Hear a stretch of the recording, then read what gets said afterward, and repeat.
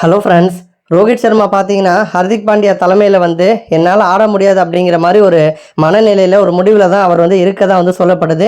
இன்னொரு புறம் ஹர்திக் பாண்டியாவோ இம்பாக்ட் பிளேயராக வந்து ரோஹித் சர்மா வந்து பயன்படுத்தலாம், அப்போ தான் சுதந்திரமாக நம்ம வந்து கேப்டன்சி பண்ண முடியும் அப்படிங்கிற மாதிரி ஒரு முடிவில் பாண்டியா வந்திருக்காரு.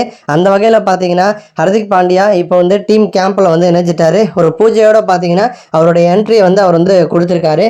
அதுக்கப்புறம் வலைப்பயிற்சியில் நீண்ட நேரம் பாண்டியா வந்து ஈடுபட்டிருக்காரு. அதில் அடுத்தடுத்து 4-6 தான் அவர் வந்து ஃபேஸ் பண்ணுற எல்லா பந்துகள்லையுமே 4-6 அப்படின்னு பறக்க விட்டுருக்காரு ஹர்திக் பாண்டியா. மார்க் பவுச்சர் இவர் தான் மும்பையோட கோச்சு. இவர் பார்த்தீங்கன்னா அவருடைய தலைமையில் தான் பாண்டியா வந்து இந்த நெட் ப்ராக்டிஸில் வந்து ஆடியிருக்காரு.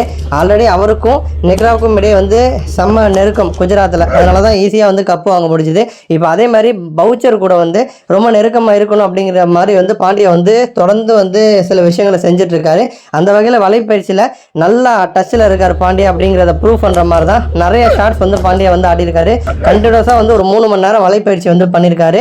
அந்த 3 மணி நேரமும் வந்து செம்ம டச்சில் செம்ம ஃபார்மில் வந்து பாண்டியா வந்து இருந்திருக்காரு.